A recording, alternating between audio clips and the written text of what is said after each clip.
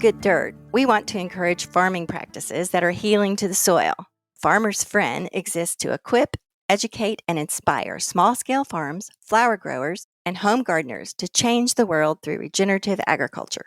Check out their growing selection of innovative and affordable tunnels, tools, tarps, and more, including their new quick plant fabric with smooth, pre-burned planting holes, which can save you hours of weeding and bed prep time each season. It's true. I'm really excited to be using the quick plant fabric in my fall garden this year. It was so easy to roll it out, secure it with the anchoring pins, and pop the seeds in. And I love the fact that I can use it over and over again. Visit farmersfriend.com today and use the code GOODDIRT, that's GOODDIRT, to get $10 off your first order of quick plant fabric during the month of September.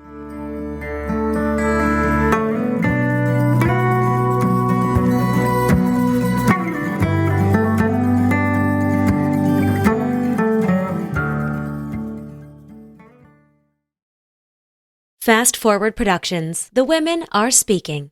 And there's a whole debate in permaculture about whether spirituality should be there or not. And to me, that's almost a sacrilege when permaculture has a sort of unarticulated debt to indigenous people who would never separate, quote unquote, farming from spiritual life. It wouldn't occur to them that they would be separate.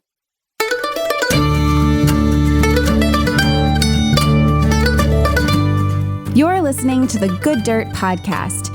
This is a place where we dig into the nitty-gritty of sustainable living through food, fashion, and lifestyle.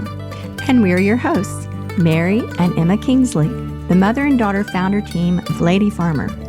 We're sowing seeds of slow living through our community platform, events, and online marketplace. We started this podcast as a means to share the wealth of information and quality conversations that we're having in our world as we dream up and deliver ways for each of us to live into the new paradigm, one that is regenerative, balanced, and whole.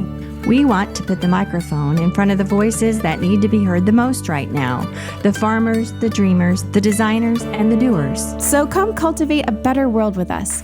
We're so glad you're here. Now, let's dig in.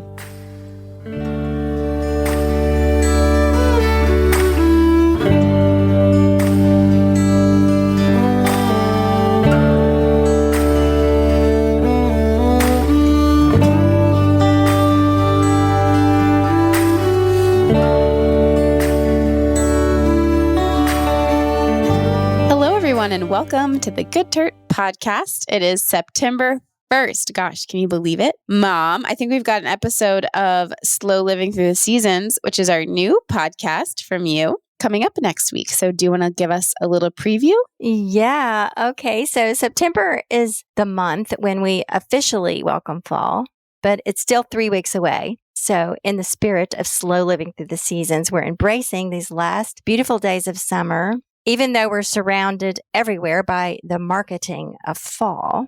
Speaking of which, Emma, did you know that it's been 20 years since Starbucks introduced the pumpkin spice latte? I didn't know that. I can't believe that it's been that long. I know. Time flies, huh? Yeah, it's been such a cultural phenomenon that it's like the official beginning of fall when it comes out. So here's a little teaser from our new episode of Slow Living Through the Seasons coming out next week. We'll be including a recipe for your own pumpkin spice latte that you can make really easily and not have to drive to buy one in the single-use cup with a plastic lid and all of that stuff. And it's really delicious. And here's a little bit of a challenge for you. See if you can wait until the fall equinox on September 23rd and then make your own and enjoy all of those wonderful flavors in season. That sounds so much fun. I can't wait for the episode to come out. I've made that homemade pumpkin spice latte once or twice before, but I'm looking forward to making it again. But I think I might wait until actual fall. And we also have other goodies coming up in the episode. You'll just have to tune in. We have some recipes and we have, of course, some discussion of the planting by the signs, which we include every month. So we hope you'll join us. And until then, please remember that the best way the good dirt grows is by you sharing it with people that you think might like it. Really appreciate you spreading the word on the show. And anytime If you're listening and you like what you hear, we love it when people screenshot and share their stories. That's a great way to spread the word. So we appreciate you so much. Keep listening, keep sharing, and let us know what your favorite episodes are. So today's episode is really exciting. And Mom, I think you have a connection to one of our guests. It goes a few years back, actually. So want to tell us about that and introduce them? Yes. Okay. In this episode, we had the joy of talking with mother and daughter, Krista and Fia Arias, coming to us from their home in Magdalena, New Mexico, where they run Tierra Soul Village Farm with the rest of their small family. I met Krista, virtually that is, several years ago when I stumbled on the wonderful Lazy Lady Living course, which has been such an important influence on my life in the years since, in my understanding of permaculture, ancient wisdom, indigenous ways, and so much so that I'm now working through it again for the second time. We'll talk more about Lazy Lady Living in the interview. And of course, there will be links in the show notes for you to check it out even further. But back to Krista and her daughter, Fia, and their family-run project, Tierra Soul. Tierra Soul is a bee sanctuary, a honey spa, and an artist hive.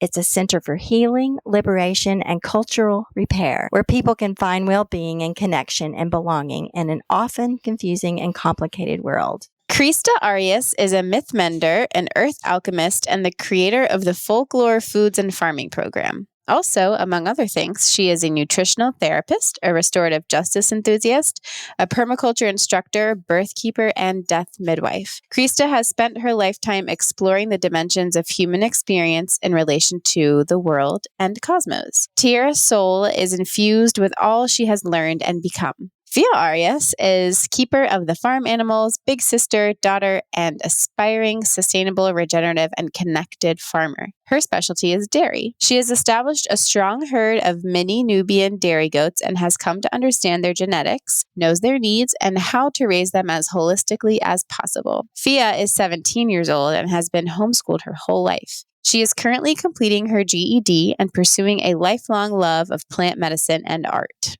It was such fun to have this conversation with another mother-daughter team. Having a family business project is something we share in common with these two. And there's so much to talk about regarding their own slow living lifestyle that they've cultivated over these years. So here's Krista and Fia Arias of Tierra Soul. Many thanks to them for being with us and sharing their story. And for you listeners, we know you'll enjoy this one.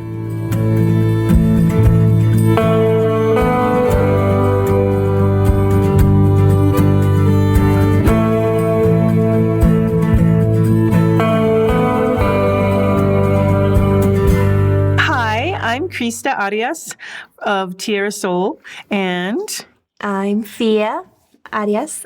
She's my daughter. The daughter. We live in Magdalena, New Mexico, which is rural New Mexico, in a small mountain town of about 500 people. And here this is our home base for our project, our ministry, technically, officially, Tierra Soul. And we do all kinds of things under that umbrella that have to do with healing, holistic living, connection to the earth, and earth-based spirituality, I guess one would say. And we do this through all kinds of things, little tools in our basket that we've gathered over many, many years. We originally began this project in Portland, Oregon. So we were in an urban environment, in 2008-ish. So it's been a long time. And, some of those things are permaculture, trauma resolution, and lineage repair. So we work both in the material and the psycho-spiritual dimensions to really help connect ourselves and our communities and each other back into a sort of ancient and somewhat broken connection to the earth, to our spiritual natures. And, that, of course, is a segue into a whole world of things. That's very simply put. But, I guess, in a way, we do permaculture and farming and homesteading, but also we're quite involved in the spiritual dimension. And as I said, we're formed as just about a year ago, we formed as ministry. That's amazing. And Fia, what do you do at Tierra Soul? Well, I am really into the farm and the animals, especially our goats. So I'm an aspiring dairy farmer, homesteader. I'm not exactly a farmer, but I love the animals, and I spend a lot of time with our herd and milking and bringing that in for our family in the cafe and a few people in the community. And yeah, I think probably my biggest involvement right now is with the animals. That's awesome. And so can you speak a little more to the cafe? Because that's where you're currently sitting, right? And what does that, do you guys run the cafe? Is that an outreach of your whole project? It's interesting. I was going to say, and Fia also, as an extension of, of course, we're all involved in everything. And we have also other members of our family, 2 other members of our family who are very involved. But Fia works mostly with the goats, but she also is a master dairy, food producer. So she makes the most delicious goat milk ice cream and cheeses. And these are things that we offer to the community under the umbrella of our community supported kitchen, our membership based and family run cafe of sorts. It started with taking things, a few years here in Magdalena, in New Mexico. It started with taking things to the farm, baked goods to the farmer's market, just sort of throwing spaghetti on the wall, you might say, to just sort of see how do we fit into this community? We're new here, and what can we offer? And that just sort of went well, and we did that for a few years, and then we were tired of schlepping everything, so we decided to invite people to come to where we are. And so we have this space, and we started out just on Fridays for a few hours. We called it Friday Bakery, and we said, come, your baked goods here. Surprised, excited at the support we received, and and so we've grown our hours. We're now open 3 days a week from 10 a.m. to 9 p.m.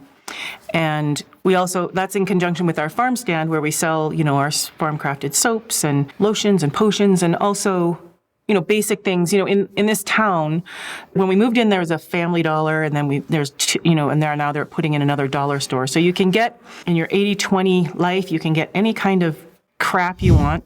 I mean, certain amounts of crap.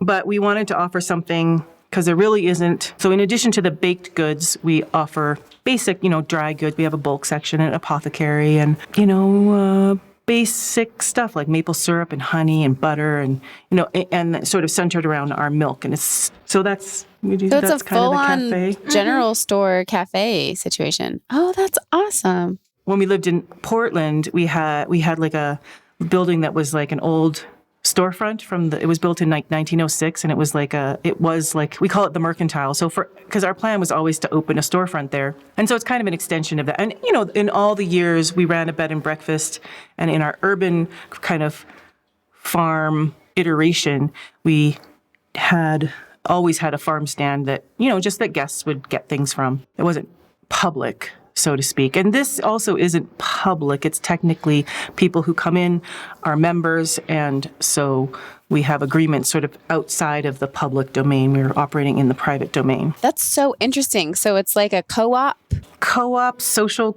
club ministry. You think like church bake sale or church, many churches has kitchens and soup kitchens. And because what we're doing in terms of our spiritual practice is to the earth and to the land, and that being sort of restoring that connection is central in our spiritual, teachings or practice, it just makes sense. And it's funny because for so long, people always mistake us for a church. And I'm like, no, we're not a church, and finally I realized, because we were looking into the structure, and someone said they just read the copy on our website, and they're like, "Oh, yeah, makes sense as a church. You are already doing it." So that's something that my grandfather was a minister. So as a ministry being defined as, I hate to use the word institution, I will say entity that has a prescribed mission.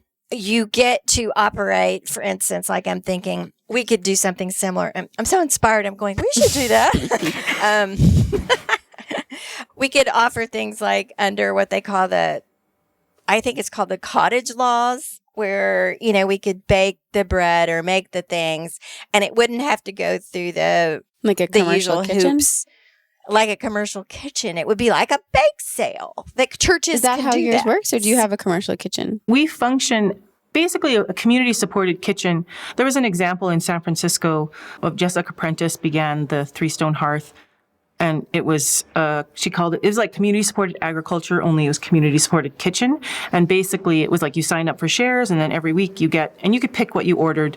I mean, I wasn't never ordered from her, but I observed the model and met someone who worked there for a while. And, we talked about doing something there in Portland at one point. But so basically, I mean, this is all legal stuff. So what I understand, at least cottage food laws vary from state to state, and probably the most comprehensive and like free laws are in Maine and Vermont, New Hampshire, those kind of places. And it's kind of separate from that even. So if under the umbrella of the ministry, we're not even using the cottage laws separate, set apart from that.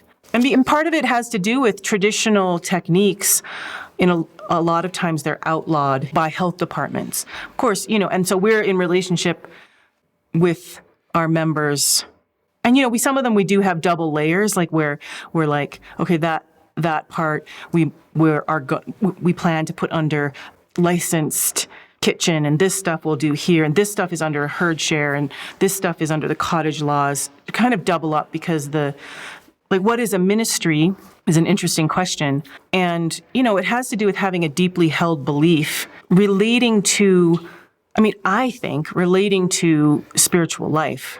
And that's definitely something that we have. And Mary, as you know from taking our program, that it's like, now I'm call it permaculture for the soulful. And there's a whole debate in permaculture about whether spirituality should be there or not. And to me, it's almost a sacrilege when permaculture has a sort of unarticulated debt to indigenous people who would never separate, quote unquote, farming from spiritual life. It wouldn't occur to them that they would be separate. So permaculture, so I think it's a sacrilege to not honor that. It's not even about including or not including. It's just what is to me from my perspective. Yeah, just like it speaks the duality of our whole culture that we've been, that we're now suffering the consequences of that. And it sort of harkens back to a time when that duality didn't exist amongst humans. You have to go back a pretty long way. That's an interesting question. Also, when we think about duality, I think that there's like a bit of a conflation between sort of like this sort of computer kind of binary and duality, because really indigenous people pretty much everywhere, if you look at the Tao, there's like yin and yang. It's a whole, but it's made up of a duality. So a duality is like sacred. There's night and day, there's hot and cold, there's inside and outside. But a binary is something really different, where it's like on or off. Like you get yin or yang. You're night or day. And I think that, well, and this segues into a lot of other stuff that we'll talk about later, but it relates to trauma. From my perspective, what I've kind of come to sort out is that it relates to trauma over many generations and decades that has set us up to really be vulnerable to adopting this binary, because our nervous system stop flowing. Right. It's like a survival mechanism. Right. To just like be like, I'm on the right or I'm on the left, and it's blasphemy almost to, if you're on one side, to even have one thought bubble about the other side. And it's not about like being in the middle either. It's about being able to go back and forth and to be able to be in the day and to be in the night, to be in the hot and the cold and the wet and the dry, and that these are all remedies for each other. And this is really, and I think trauma just really splits us. It splits our nervous system, so we're not flowing and in flow, and so that's like I think like a key way in which we work is not just through. It's not just a like, okay, think this way, but it's a repair of this split. Thank you for making thank you for making that distinction. I really appreciate that. I'm always learning from you, Krista. Okay, Fia, I want to ask you. You were born into Tierra Soul. You've grown up with these things. And what can you describe? And I'm going to ask you this too, Krista, but I'll ask Fia first. You were growing into it, so it's not like you really came from something else. But was there a time in your childhood when you had a moment? I'll call it an aha moment, or a realization that yeah, this is for me. This really speaks to me, and you can like maybe for the working with the animals, or the becoming a dairy, shall we say, a dairy specialist, where you not only get milk from the animals, but you create things out of it, and you create them to share with the community, and you're sort of like the just some sort of feeling that like this is the direction for you. Well, I think being born into it, that was my world. I never really had a different, like that was just my reality. But then, as I got older and I started to interact with more people like outside of my close family, especially other people my age, and realizing how different their lives were from mine. And I've always been, I'll say, hopelessly drawn to animals. I don't think I could live without them. My parents made the grave mistake of getting goats when I was very young. And so I caught the goat bug pretty early, and I have always been pretty clear that I wanted to be around them. And then I think I spent a short stint in school. Sorry, it's storming outside. Yeah, right. It's kind of wonderful. It's kind of wonderful. Yeah, it's wonderful. Yeah. I spent a short stint in school in 6th grade, and just spending time with other people who were living such different lives, I realized how unique and important to me it was to continue and, in the future raise my children this way, and just stay connected and close with the earth and food and my family. And yeah, so I think that just getting to know other children my age really made me realize how much I valued the differences, because before that had just been, everything I knew. Yeah, normal. Yes. And you mean to say, you were in school for a short time, the rest of the time you were homeschooled, or you are homeschooled? Yes. Okay. Yes, I have been homeschooled pretty much. And my so entire why life. did you go to school for that short time? I was trying to finish my PhD. Oh, got it. And I was curious. Yeah. It was a good experience. Yeah, it's good to try it. I mean, I think School's mostly not it was for me. for the little one. That's the one. And she was like, I'll try it too. It was like a local charter Waldorf school. But yeah, I remember Fia coming home and being like, they do stuff to try to just bug me and and it's like a game that they have to try to get me to swear. It's just things like that, like just sort of like. I'm curious now that you've had that experience, and I was going to ask you this later, but I'll go ahead because we're into it. And I'm really curious. In what ways is your life a typical teenager life? Like, do you have a phone? Do you have social media? Do you go hang out with your friends and all that kind of thing? I think we already know how it's not typical, but yeah. And, we hear so much today about how hard it is for teenagers, their emotional isolation and all these things. And, just where do you fit into all that? And if this is too personal, don't answer it. You don't have to say anything you're uncomfortable with. I'd love to hear you talk about those things. It's so interesting. Yeah. Well, I do have a phone. I do have social media. It's somewhat limited and mostly used for buying and selling goats. Good for you. But I do have it. Living in such a small town, I've never had a lot of friends. And so I have like 3 really close friends, which is pretty much all I've felt I needed. And so they are still in Portland and one is in Arizona. So I don't spend a lot of time out with friends or doing that kind of thing. Like a typical teenager. Think about I think a lot of teenagers, it's this time of individuation. Like many things, I think there's the what it was like the potty joke phase or whatever, and we're like, we never had that with our kids. But it's supposedly a phase. There's lots of things that I think culturally get propagandized really as developmental that really aren't. However, so teasing out what is, like as a parent, like what is, and adolescence is certainly like a key time for that, right? Like what is cultural and what is necessary human individuation. And, of course, that is probably relative to a degree, but her, she didn't have a phone growing up. My son, who's 13, doesn't have a phone. But at a certain point, it's like she needs to practice self-regulation with it. And, I am still, get off your phone. Yeah. But That's typical, I'm sure. I do it too, Krista. Emma, get off your phone. I know, yeah, all the time.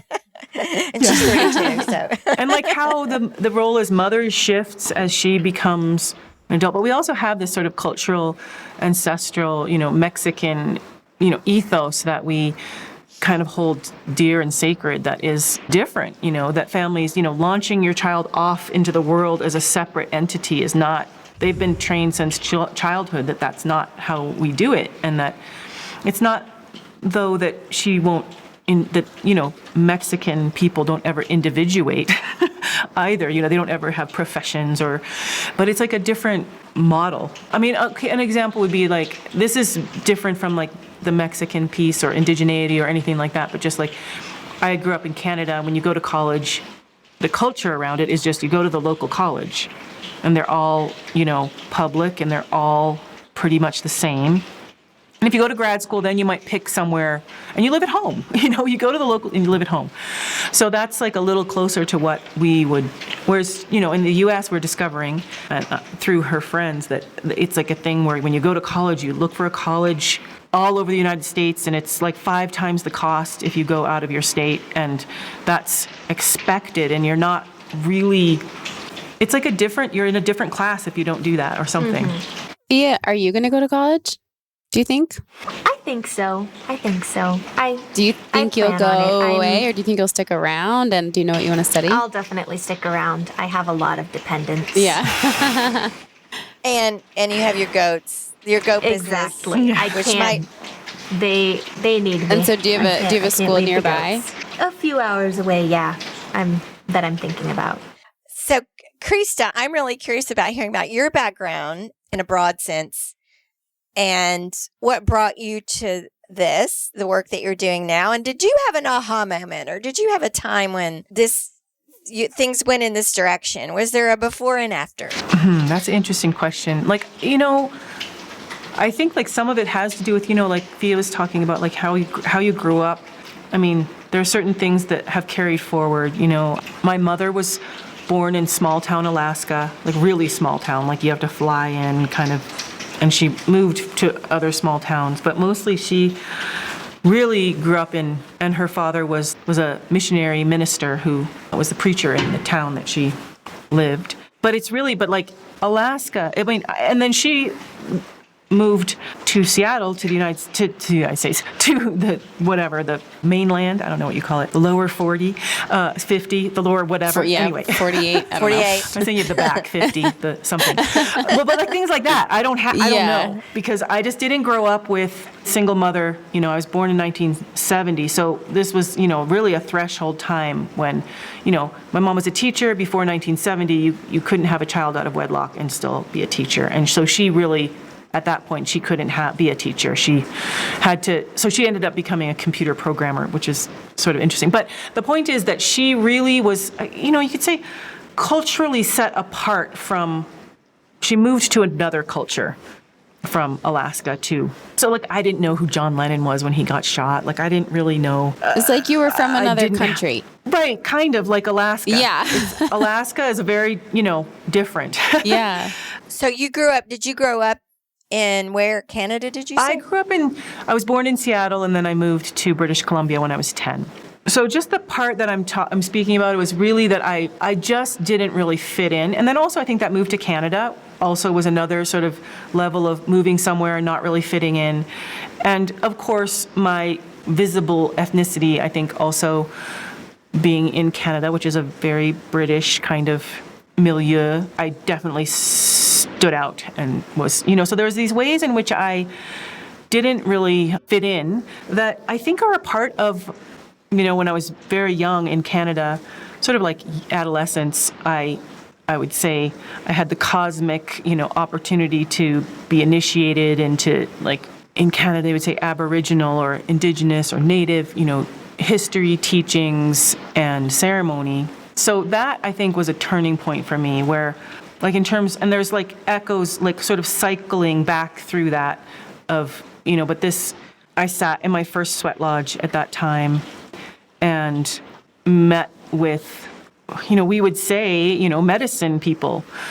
It's sort of like when you're outside of like being at a ceremonial gathering, the way that the term medicine people is used it gets sort of converted a little. I was at that time, I think, offered teachings, but also obligations. And how old were you then? Young adult? I was like 18, 19. And who was teaching you these things? What is it, a relative? And you speak of your ethnicity. My father's Mexican. And so it was kind of, my father wasn't in my life growing up. I mean, when I did meet him, you see pictures, everyone's like, oh, that's where you came from. Like, I just really stood out. I was asked constantly, I was adopted anytime me and my mother were together. So it was always a thing for me. And this gets into the sort of like the spiritual dimension of material reality, in that I sort of always asked that question, and I always had a sort of inner, just knowing about myself that, and it was interesting though that I was raised in the north, like nowhere, I'd never been anywhere near Mexico. Although, let me think, I think I did go looking for my father when I was 17. And so it was after that I came back to Canada. So I'd been to Mexico and I had sort of seen Indigenous people there and I didn't hear a lick of English for months. It was crazy when I think about it now, like 17 in, 1987. Would you let Fia do that? No.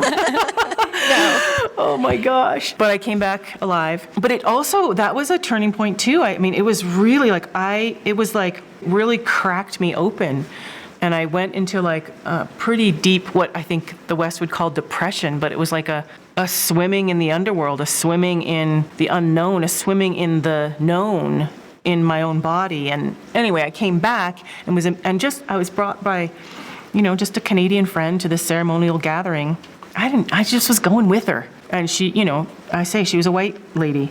But she took me to this thing and just, again, cracked me right open. And I remember going to being spoken to by one elder and then going to be like, oh my gosh, and going to another elder. At the same time, I had absolute recognition, but also, what are you talking about? Because I don't know if you've sat with Indigenous elders or Native elders, but it's a very particular experience. And in general, not to universalize too much, but to acknowledge that I am a little bit, that Indigenous people think about the difference between rights and responsibilities. I think that in general, Indigenous people don't fight for their rights so much as they embrace their responsibilities. So that if you think of anything, it shifts the kind of ego paradigm around anything. Like if you are a healer, I have a right to be a healer versus I have the responsibility to be a healer or a teacher or whatever it is that is your work, your calling in the world. So that's how I carry it as obligations. But it was also sort of like,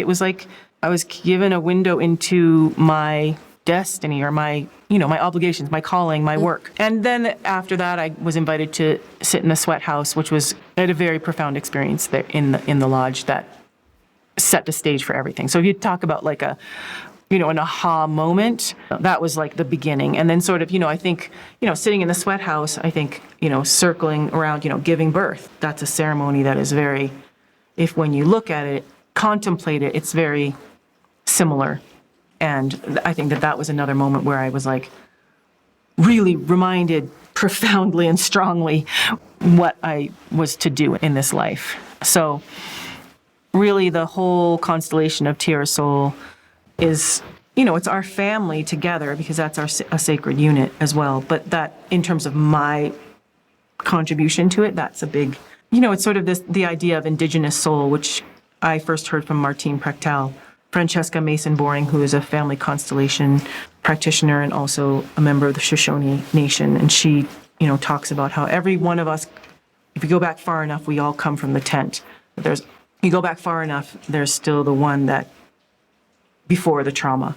That if we can repair that lineage, then that can move through us. Like literally, we can be supported by our ancestors.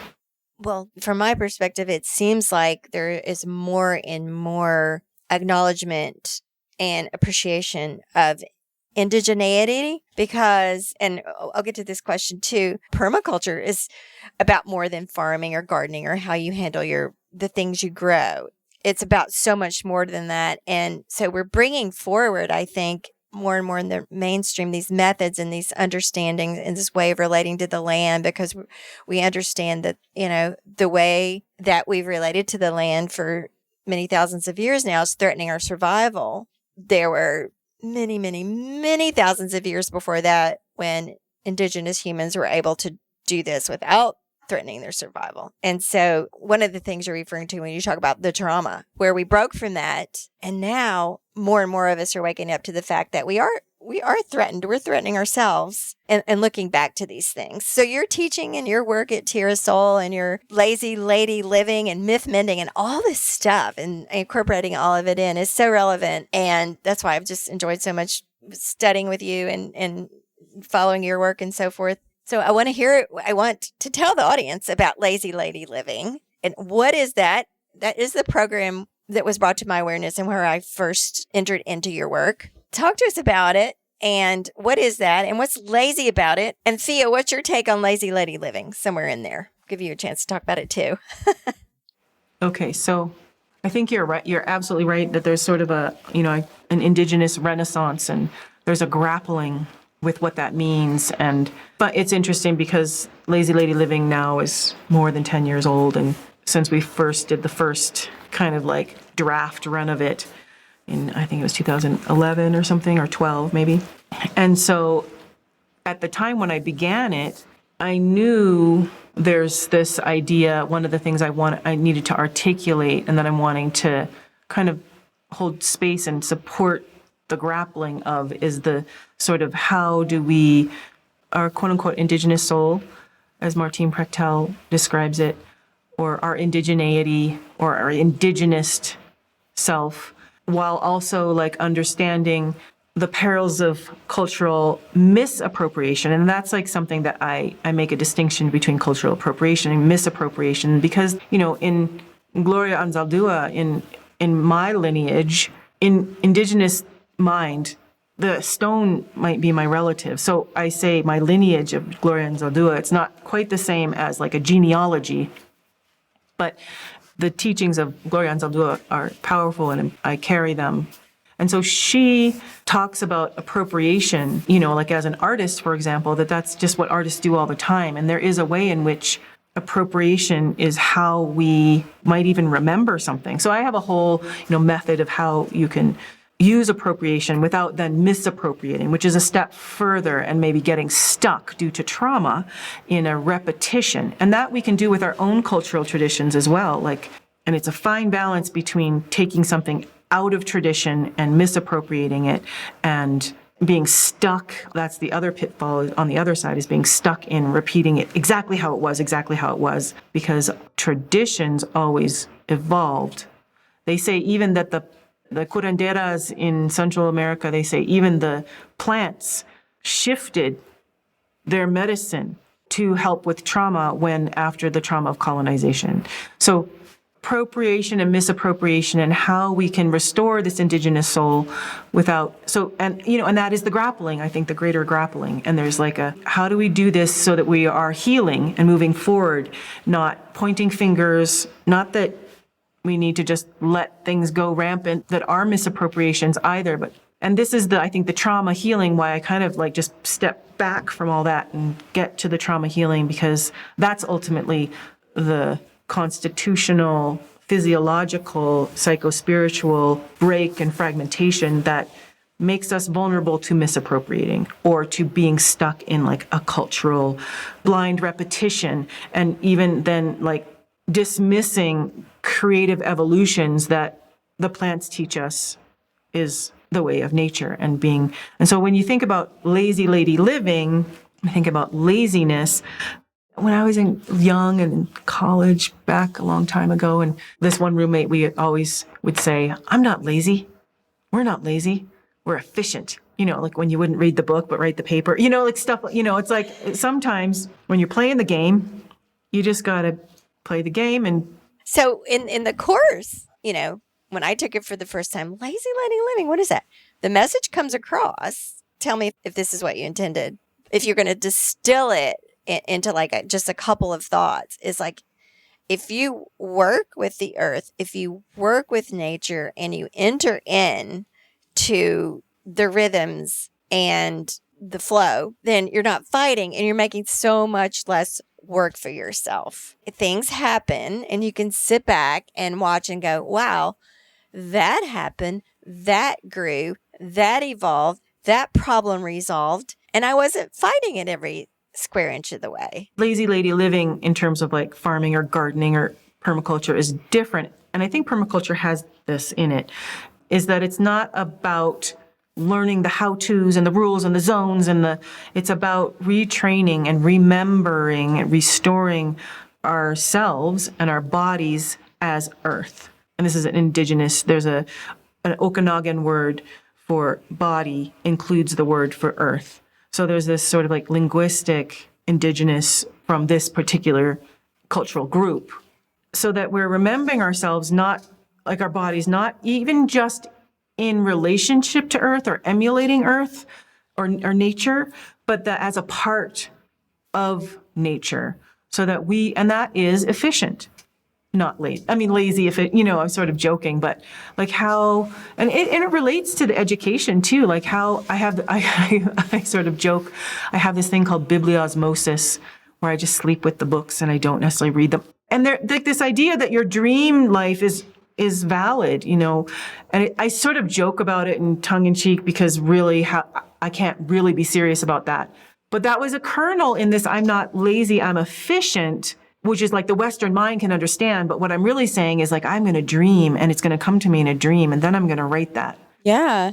It's a trust. It's back to what you were saying earlier in the conversation about like the individuation and the separation from the family and going off and doing your own thing. It's the reverse of that. It's becoming more a part of it and accepting a reliance on it. And as you were saying, both the physical and the metaphysical, the spiritual all together, and sort of stepping into the river and like the flow and trusting it instead of thinking that you have to go over here and dig your own river and fill it up with water and figure out how to make it go, which is, I think, what most people do. And it's kind of like like I say, an indigenous, like I think about Fia and going to college and like indigenous education. It's sort of like, it's more indigenous when the more unconscious it is in it happening. And I think that way of being in college of like, well, I'm going to sleep with this book tonight and then trust when I open it, that'll be I'll find a quote that, I just sort of had this weird practice that when I finally went back to do my PhD and I was in indigenous studies and we share with other Native students their processes and how really resonant they were with this weird thing that I did all the way to get through. But efficient is kind of like a way to talk about it. Like really lazy, like the good life, that there is like a quote unquote Western corollary. This isn't just for some beings on the earth. It's for everyone. But we, is a really taking that with care, because it doesn't mean like, oh, do whatever either, but anyway, Sophia going to college and how we're navigating that is, how can be lazy? How can you go to college? And it also makes me think of the appropriation and misappropriation and the stuckness that you're saying. So in things like, and this is, I've been out of college now 10 years and now I'm entering I'm about to get married and do the whole thing. And all along, I think it's been graduating high school started the journey of just constant anxiety about, is this what I'm supposed to be doing? Is this what I'm supposed to be doing? And I think we all share a little bit of that, unless we're so lucky to be brought up in the womb of a place like Tierra Soul, I imagine. We want to do what we're supposed to be doing, right?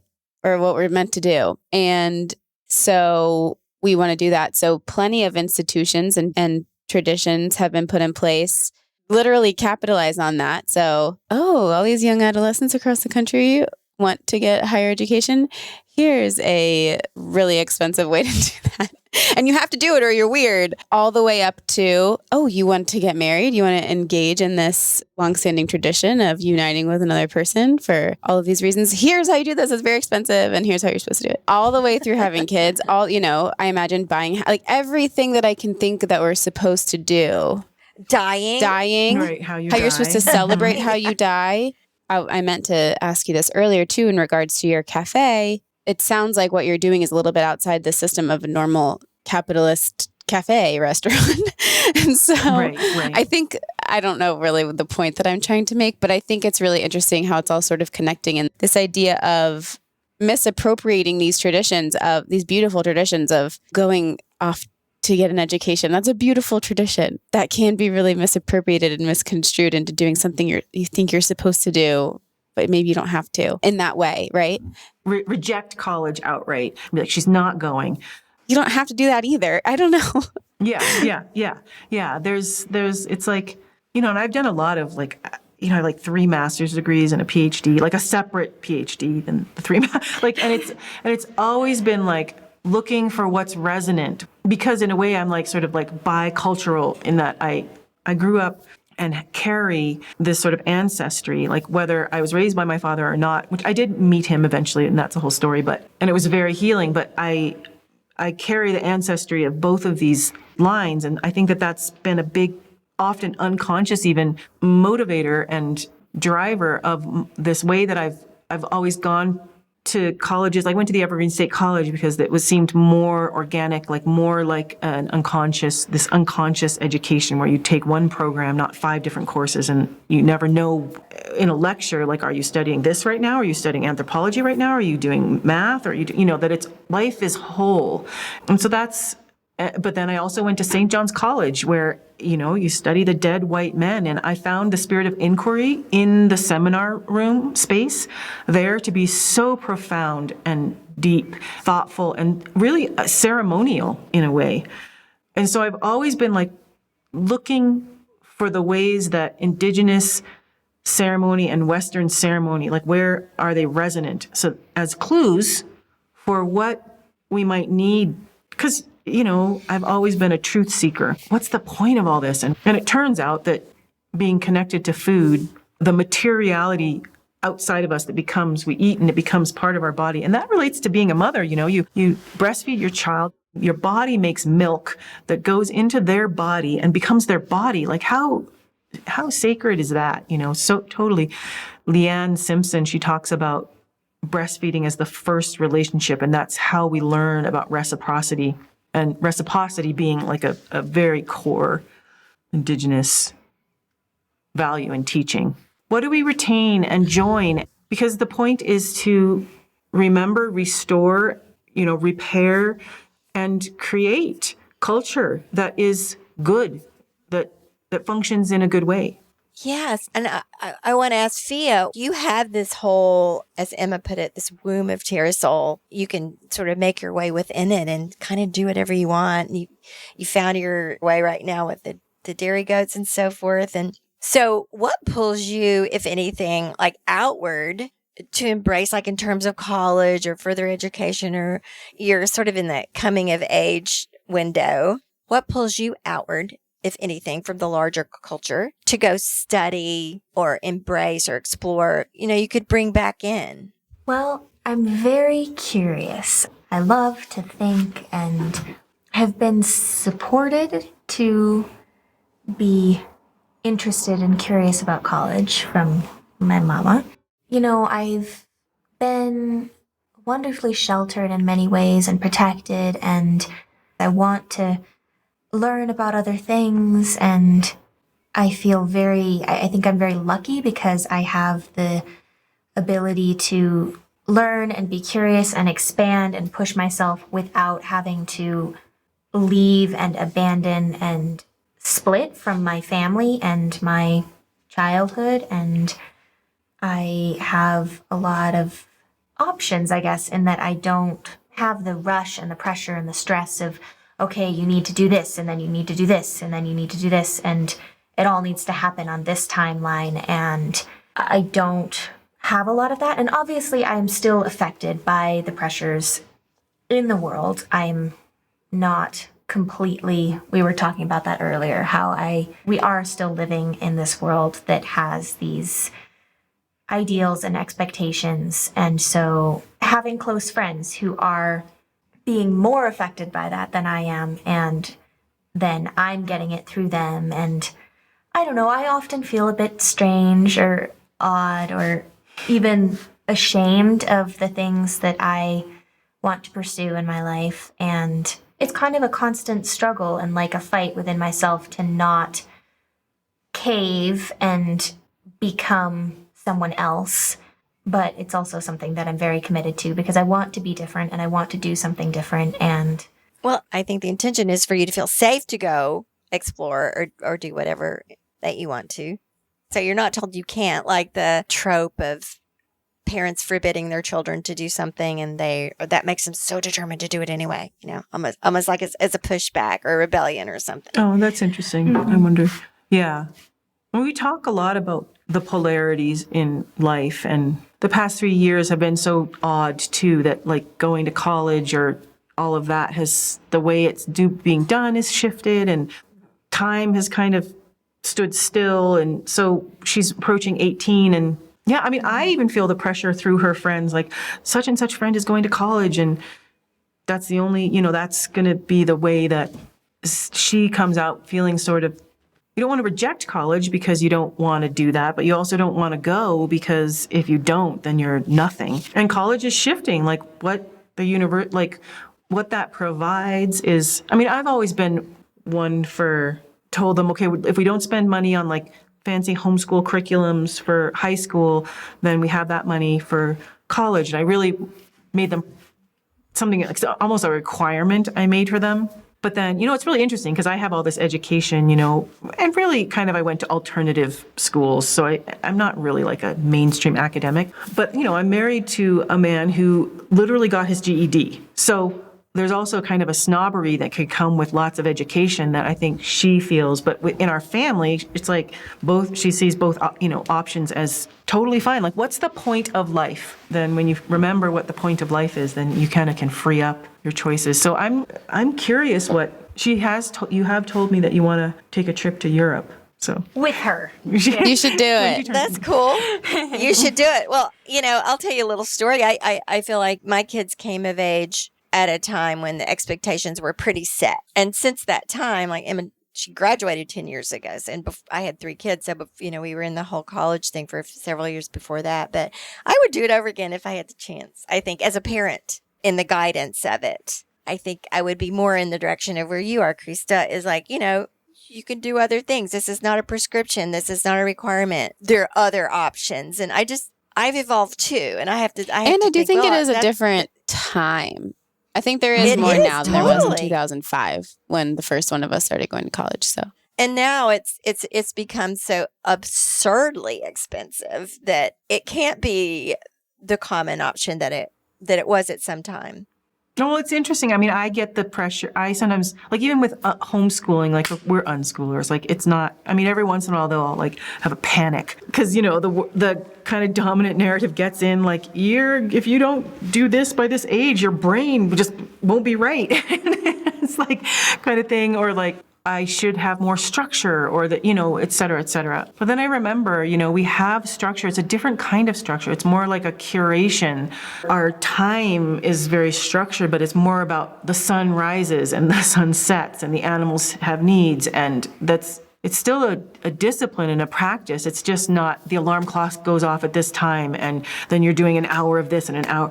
I worry for my children of like, how are they going to... Me and David apologized to them. We're like, we're so sorry. Like, it's going to be weird. And man, you are really... Have you guys seen the movie Captain Fantastic? Yes. Oh, that's what it reminds me.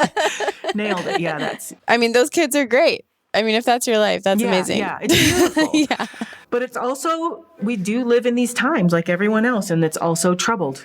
Well, I still want to hear you talk about lazy lady living. What's your involvement in that course, and how do you embrace that? Well, it was made when I was pretty little, so originally I was not super involved, but I'm getting a little bit more involved now and hoping to update the goat section. For me, I think what I come back to when I think about lazy lady living, what's lazy about it, I go back to the concept of doing the smallest thing that will make the biggest difference. I feel like, especially with animals, everyone's always trying to do these big things, these like just getting more and more complicated and bigger and better and more expensive and more all of these things. And I feel a certain amount of pressure to like, oh, like I'm bad because I'm not doing that.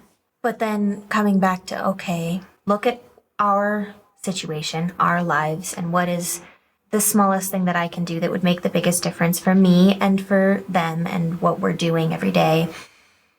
And there's so much relief in that, like dropping the pressure and just actually being with what is and usually that small thing can change everything. And I didn't need to go build a whole new area for the animals because the one we have sucks. I just needed to, change the way this gate closed and put a few rocks here and rearrange a little thing. And sometimes it just takes time. Mm-hmm. That can be the biggest thing, patience. Yeah. For that one small thing to occur to us. Mm-hmm. Like you were talking about the cow. We were talking about the cow recently. We were like, okay, we just sort of were stalled on this barn building project, which we're just building by hand, Well, I mean, you can talk about it. And a big thing that was holding me back was our cow, because she was big. And the goats, you can just have a really small, sweet little thing, and they all fit, no problem. But the cow, suddenly there's this whole new obstacle of, okay, how do I fit Millie into this arrangement? And I have to have a new pen and then I'm bringing the milk back and forth between two places. And it just... And it's like, a lot of milk from one animal every day. And it's partly like, I think, as a family, really, me and David and I, as parents, I guess, it's been like a lifetime dream to have like a family cow where we can have butter. And like the cow was like this sort of like thing, right? And I love cows. Cows are incredibly wonderful. They're amazing animals. I realized when we were on a little trip that it wasn't working for me. The goats and I don't know, we get each other. And I loved our cow. I still love her.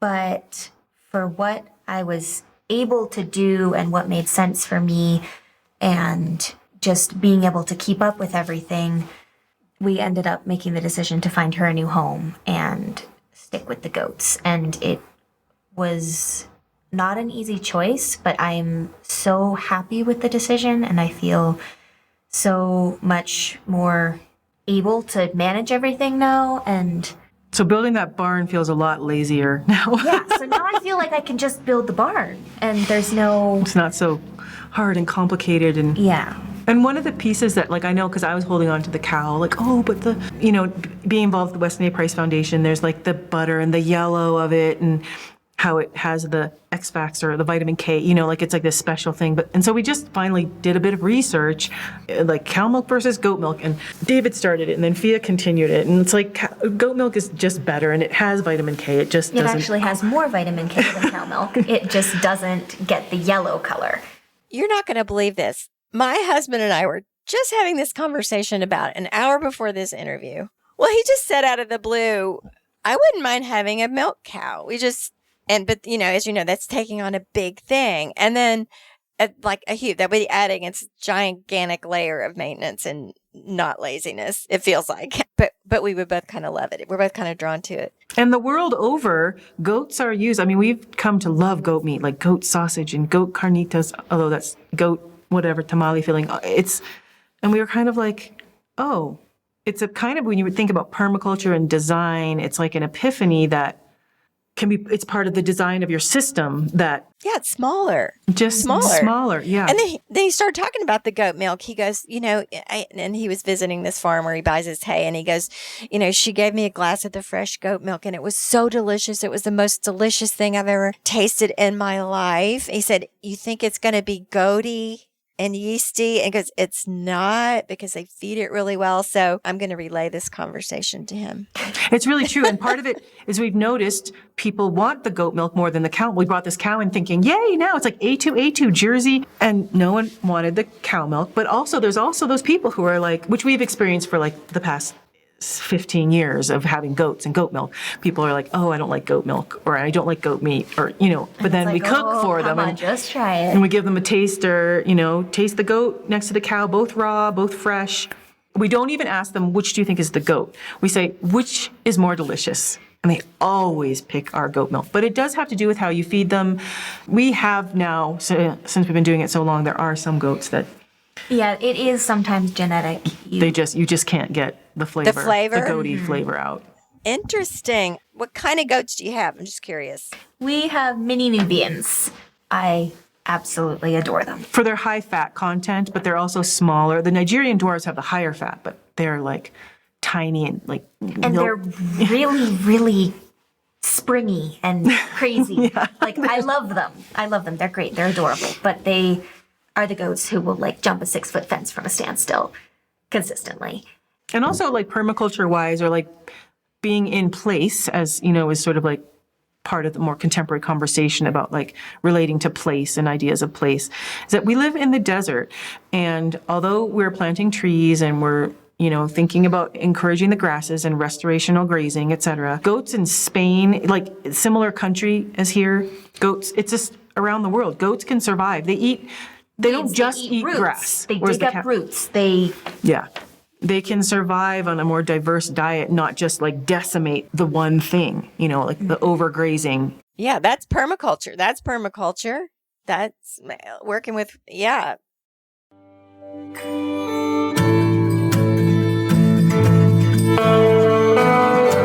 Farmer's Friend exists to equip, educate, and inspire small-scale farms, flower growers, and home gardeners to change the world through regenerative agriculture. Check out their growing selection of innovative and affordable tunnels, tools, tarps, and more, including their new Quick Plant fabric with smooth, pre-burned planting holes which can save you hours of weeding and bed prep time each season. Visit farmersfriend.com today and use the code GOODDIRT, that's GOODDIRT, to get $10 off your first order of Quick Plant fabric during the month of September. Back to the cafe. I'm just wondering what the experience is like it sounds like it's a co-op membership. So can anyone come into your cafe and buy something like a regular store, or is it sort of like, does it work differently? This is experimental. And so, right now, the way it works is that it's kind of different layers of things, but all in one place. So there's some that's like a full business and would be subject to licensure. And that part we haven't really, that's like in development, because we're doing as little of that as possible. But we're creating a domain where that can exist so that it's ready if we need to pop things over. We're always thinking about how we will function, different like alternative routes and pivots that we can make as we learn and as we engage with the community. Right now, it's just been growing organically, and I did not necessarily think this was the spaghetti that we threw on the wall that was going to stick. But well, people love a place, that idea of a third place to gather and the community. It's just, it's beautiful. It's vibrant and rich, and people come in. We can maybe send you a couple pictures, and they like literally, oh, hey, like it's like, who's going to be there and who am I going to sit with today? And like, people, there's a group that comes every Friday and they call it book club. Yeah. They rarely read the book. They kind of have like a philosophical gestalt or something to their group too. And, and we have like an old time record player. We have records playing. So it's very, I think it harkens and it sort of like triggers this sort of nostalgia, this living into nostalgia, but like made real, not just like a nostalgia to avoid, like that's so utopian that it can never be lived, so that you then are never living life, which, it's, which is like kind of I love this. Just seeking alternatives to current systems. Yes, this is what it is. Seeking alternatives to current systems. And if this one doesn't work, we'll find another one, or we'll move to Mexico, or we'll we will continue to create community. Yeah. And so it's really wonderful. And, and it came out of a quite troubling phase. It's a lot of work, and food service is not my thing, So in terms of the ministry piece of it is that one of the, whenever you're not sure what direction to go, or something maybe feels like it's bubbling up that isn't feeling great or something, we tend to return to this text. It's the Haudenosaunee Thanksgiving address, which is kind of one of our family touchstones anyway. And we'll read it together, and we can, even when because we've read it so many times in a pinch, we can sort of quickly just sort of recap it together. And it's about in our honoring of the land and the water and the air and all the creatures therein, and the medicine keepers and the cosmos and the, all of the different parts of creation. Through this, all our minds are one. And that's this refrain throughout it. And now our minds are one. We honor this, and now our minds are one. Through this honoring, our minds are one. And this is the spirit that we bring ourselves back to and then offer. And that's really, I think, there's more, of course, all the constellation around myth mending, but it's a kind of a core to the ministry piece. And, we are building a sweat house, and that's something that that's the sanctuary. That is a big piece of this as well, but it's not separate. It's kind of, I don't know, there's a way in which the spirit of the place here is similar to the spirit in the sweat house. We always ask our guests, what does slow living mean to you? But we've been talking so much about lazy lady living. So I wanted to ask. And you asked, is slow living similar to lazy lady living? And I think that, if I think about it, the difference is that slow living is the destination, and lazy lady living is the direction, a methodology, maybe even of how we might get there. Because one of the things I notice is that when people, myself included, start getting connected to the land, the first thing that happens is a kind of detox. And it really will stimulate traumas to come up, or, and that's why there's sometimes a resistance, I think, to connected to the land. And we think about more traumatized communities having sort of, that's the way we're traumatized, but also it's a symptom of it. So I think lazy lady, I think that they are very related. And I think slow living is a piece of, the cafe on the back of the menu, there's my paraphrase of the slow food manifesto, It is about more than, it's not a restaurant. We're not a restaurant, even though on Google Maps we're listed as a restaurant. We are not. Just the only category and we can't control Google Maps. Someone put us on there. So I think it's definitely, simplicity, returning to this. And it's hard. It's really hard. Running a cafe, that's so much work. And how to remind ourselves, and we read that, and now our minds are one, we honor the earth. What are we really doing here? And to remember to continue that, and to not slip into being what people expect and project, you're a restaurant and you serve me. And it's there's a community supported kitchen. You're a member, and remembering to articulate that to people when they come in, and to remind ourselves. Slowing down can be a remedy, but I think the myth, and this sort of segues into myth mending as the part of the Tierra Soul ministry that is, how do we do this? The methodology, the remedy, the way to actually get there when there is real obstacles, and not just individual, but cultural or community obstacles toward, between us and slow living. And there's a lot of influences in myth mending, but the idea basically, hours contemplating the name and rejecting a lot of names and feeling into this name myth mending. And it relates to trauma. There's this idea in trauma studies that there's navigated trauma and unnavigated trauma. There's trauma that we experience, that we get through, and we fight it, and we succeed, or we flee and we get away, and we get through it, and it builds resilience. But there's trauma that isn't resolved. And this is the stuff that, by decimating language and ceremony in indigenous cultures, the wave that happened all over Europe, that is decimating these healing paradigms that left us with unresolved traumas. Because the ceremonies that we would have had would be the things that held us, even trained our systems to know how to navigate trauma, to fight or to flee, and to give it resilience, but also when we hit one that we didn't navigate, as a way to complete it. And there's this idea in trauma studies that when we have a trauma that we can't assimilate or navigate, that it kind of goes into the unconscious and runs us through patterns, et cetera, of ways of avoiding it coming up again.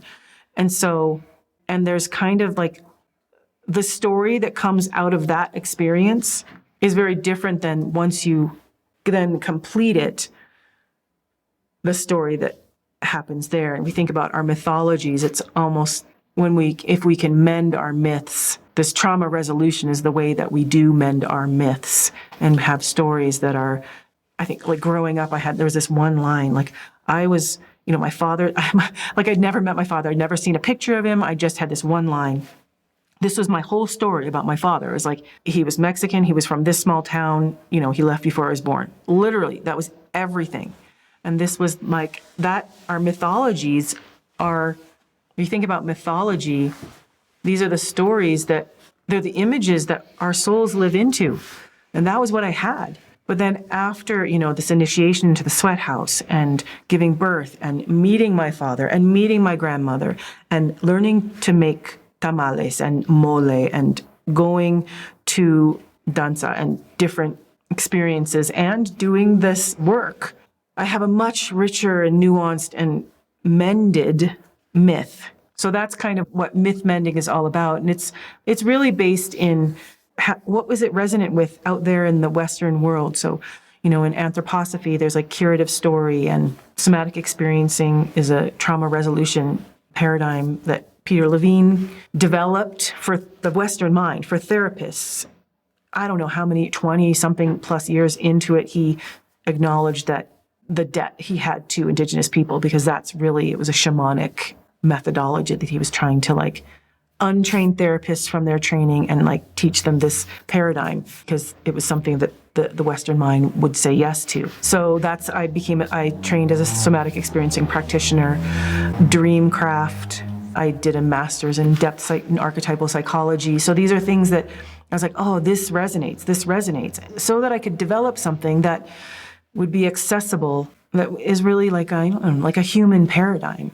You offer these things at Tierra Soul in terms of coursework or private consult, or so someone can access experiences of these things through Tierra Soul, correct? Yes. Okay. And you have a myth mending course? Is that what it is? It's called Soft Animal. And what that course really is, let's say sessions, like doing work with people. There are things that got repeated.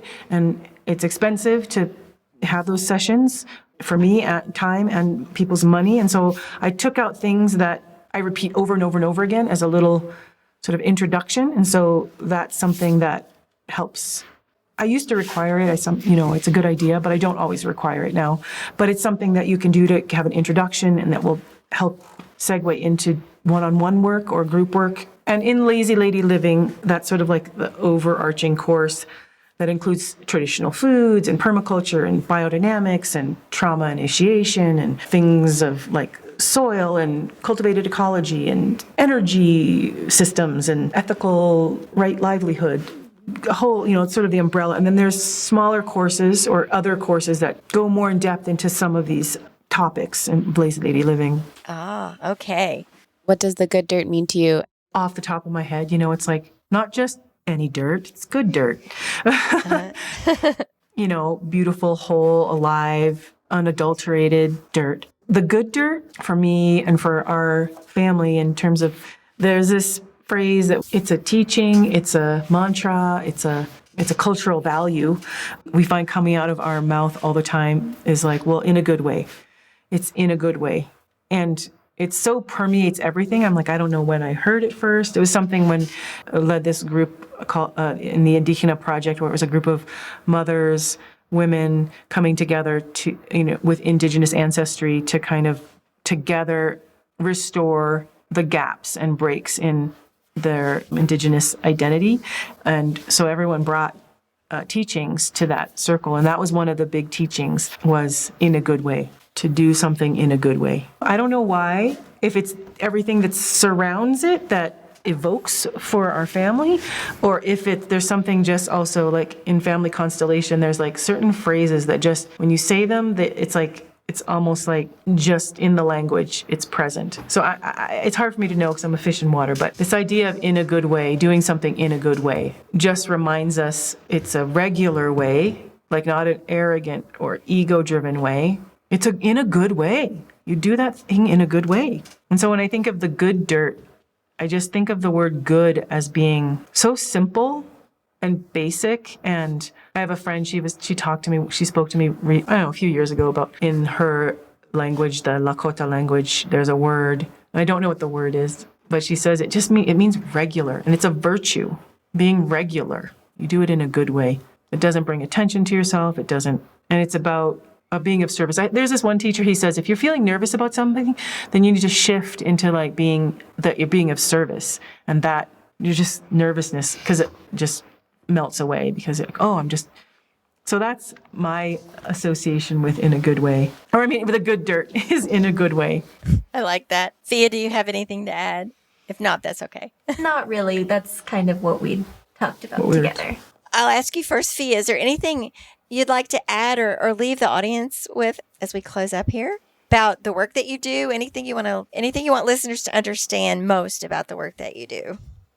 I think that it's really hard. I'm struggling with finding my place and figuring out what it means to become an individual, but also not disconnecting from my family. Gosh, you live such an interesting life. What is it that you enjoy most about your day? Well, for me, it's getting to spend time with the animals. I really it's very important to me. And so I often, I'm overwhelmed, I'm stressed, I'm busy, I've got a million things going through my mind that I'm trying to remember and organize. But then, sometimes I'll be like, okay, I just take a minute and I'll go, actually go into the pen with the goats and hang out with the kids and watch the moms and their babies and the different does interacting with each other and all coming over and begging me for love. And that's one thing I can say very consistently brings me to a more peaceful place. And it's interesting because I think that so much of, at least what I remember of being an adolescent, and I see, maybe just what I remember is like it's this constant chasing. And like, I don't think I had anything like that where this pressure to do unnourishing things, to push yourself in. And for me, it's kind of always been, it's not always animals, but I've always really loved plants and nature. And so, I can have a similar calming when I, go and spend a little time in the garden, or I take a walk, or just taking a minute to center myself and be present with the earth and nature, and just step away from the chaos and complicatedness of, I think, especially just being a teenager and being so, I feel like I'm maturing in leaps and bounds, and I'm becoming an adult, and yet in some ways I also feel like a little child in a way that I haven't for a while. It's this strange time of being in between and needing more and less. And it's really hard for me to figure out and for my family to figure out, because I kind of need opposite things, and I'm confusing myself as well as the people around me in trying to figure out how to move forward. I think that's maybe part of that difference, just having gone through adolescence at a different time, which was probably an easier time to go through in adolescence than now, that all the messages, there were no messages about honoring that sort of surge in vulnerability that also happens in adolescence, that has to emerge to balance the individuation that's happening. In order to make that leap, there needs to be this. I think that maybe that's what's different is that within our family, the value of maintaining family is able to support that other pole, that need, and that you can voice it. Whereas I think, just out in the world being an adolescent right now, it's like you probably only get pressure to like, get good grades, do this, move on, move out, Yeah. And something else I'd like to comment on is other adolescents, young people coming of age. There's not a lot of messaging in the wider culture about being able to seek solace in being with animals and plants, and the way you just so beautifully expressed that you've been able to cultivate and discover because of your upbringing. It's a wonderful thing to tell other young people that there is solace in nature. There is solace in plants and your dog. And maybe that's just something that's not talked about enough. And a little moment of peace, 5 minutes of peace can help you a lot. Maybe it doesn't solve all your problems or all your confusion or help you figure out what you're going to do next in life. But that little slice of peace that you get from watching the bird in the yard or whatever, it's valuable and it does help and it is healing. Yes. And so thanks for telling other young people that this is available to, I would say, almost anyone. Yeah, I think it is available. Yeah, for sure. Because it could be just sitting on your front porch with your dog for 2 minutes and just closing your eyes and just be there. And it can really change a lot. Yes. Krista, what would you like to leave the audience with as we move forward? It's funny, like we're similar. Like Fia, I'm sort of slow and it takes a minute sometimes to feel into like the arc of what's been communicated, what we've been talking about, and the point of your project and what you're doing, and sowing those seeds of a really different paradigm that does relate to what Fia is talking about and to really what needs to happen. And it's such a conundrum, I think. It really is. I think we're so far down this road and we're, immersed in this sort of other way that is still, interfaces with American culture, but that it is like this plague, that is everywhere. And it's hard. It's hard being alive right now. It's a lot. And I guess maybe what I want to impart is that it doesn't get easier, but there are practices. There's lots and lots of hope.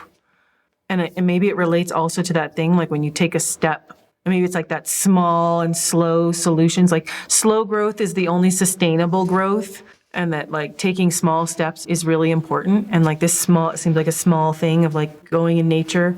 But also like if there's like whole guilt and shame thing about like, why don't I go into nature enough? And like there is like, and that's where the trauma piece is. And I don't know why exactly right now that feels like a core message. When you start opening to life, really, you are also open to death. And that's that's just the reality. But that there is a way that our nervous systems can handle it. And there is a way to restore our resilience. Oh, that's great. And you hear people coming out now and saying things like all this, regenerative farming and permaculture, it doesn't work. It's destined for failure.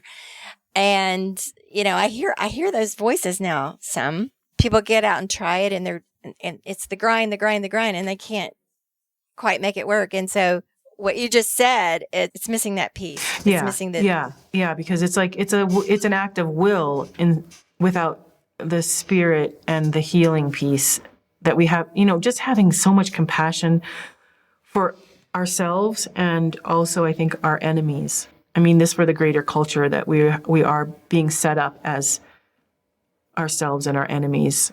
But it is because of trauma, and there is a way that is separate from like the psychotherapeutics, meaning like the antidepressants and these psychiatric, the cognitive therapy, the coaching, etc. There is really a deep, profound way to restore our systems so that we can find our way. So that's interesting that you say that, because whenever we feel that, if we start feeling that way, we know that we're off the path and we have to like go and read the Thanksgiving address or do that healing. Like, cause you heal and then you move forward and then there's always another layer. So yeah, so I think that of healing, that is connected to indigenous ceremony, because ultimately the more I practice these Western ones and indigenous ceremony, I find how they come together. And like, that is what humanity, that is one of the first things that the colonization does, is like decimate ceremonies and language too, which is related. Like the songs, the language, the words, they resonate in our bodies. It's medicine. So that is, I think, where the ministry comes in and what we're doing at Tierra Soul, on the whole, and sort of like the greater mission. Thank you. Wonderful conversation, fascinating, and we just appreciate your time so much today. Both of you, Krista and Fia. Thank you so much. Thank you so much for having us. Yeah.